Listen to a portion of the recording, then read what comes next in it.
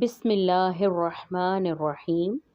فتحہ، زبر کو عربی میں فتحہ کہتے ہیں۔ فتحہ کا مطلب ہے کھولنا۔ جس حرف پر فتحہ ہو اسے مفتوح کہتے ہیں۔ فتحہ ایک چھوٹی سی ترچھی لکیر ہوتی ہے جو حرف کے اوپر ہوتی ہے۔ اس کی ادائیگی کا وقت آدھا سیکنڈ ہے۔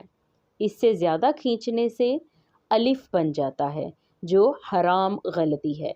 مفتوح حروف ادا کرتے ہوئے ہونٹ گول نہیں کریں گے مگر زبان اوپر کی طرف اٹھے گی، جیسے حمزہ زبر آ، با زبر با، تا زبر تا، فا زبر فا۔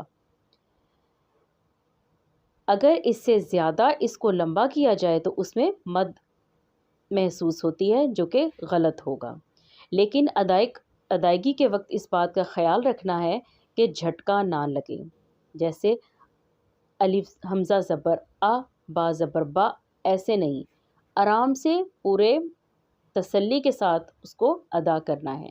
حمزہ زبر آ، با زبر با، تا زبر تا۔ کسرہ، زیر کو عربی میں کسرہ کہتے ہیں۔ اس کا مطلب ہے توڑنا۔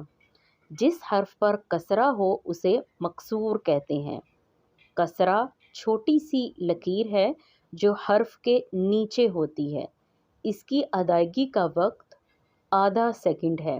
اس سے زیادہ کھینچنے سے یا مد بن جاتی ہے جو حرام غلطی ہے۔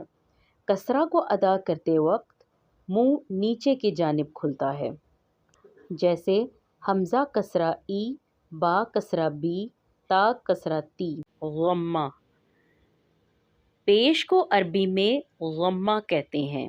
اس کا مطلب ہے بند کرنا۔